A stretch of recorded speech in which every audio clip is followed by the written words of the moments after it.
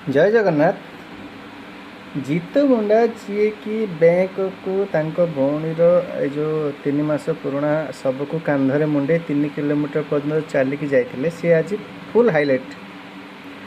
चिंता करंतु माने भारत पूरा डिंडिम पिटुची बीजेपी गवर्नमेंट डिंडिम पिटुची जे आम सबुआड़े लाइटर बंदोबस्त कर समस्त घर बिजुली पहुँचे देछु किंतु काली न्यूज आसिला जे जीतू मुंडा घरे इलेक्ट्रिसिटी नुआ कनेक्शन दि जाइए।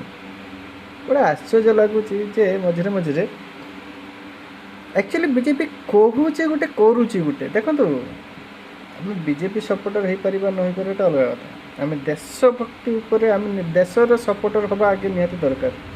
मु कौन पार्टी बिलंग्स कथा कहूना मुझे सब पार्टी उपर आंगुल उठेबा चेष्टा करुँची।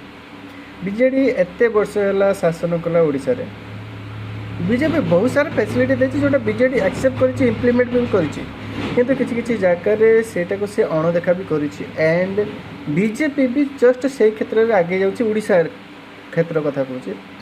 बीजेपी यही गोटे वर्ष पाखापाखि गोटे वर्ष हो गला जो शासन को आसवा किंतु आखि दृश्य गोटे ढंगर कम पर्यंत हो ता भितर जीतू मुंडा भाई गोटे जब केस आसी जाए माने बोझ पर नलिता बिड़ा भली बीजेपी जो शासन को आंगुली उठेबा आमर निहाती गोटे माने गोटे साधारण लोक हिसाब से प्रश्न उठेबार आम अधिकार अच्छी।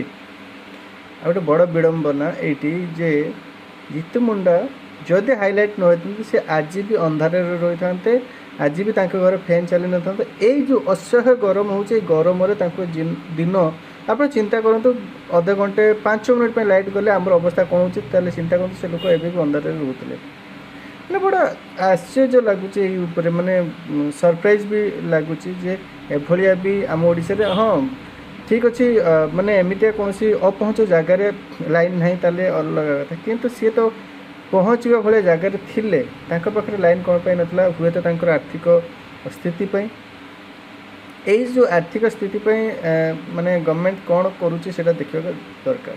जय जगन्नाथ।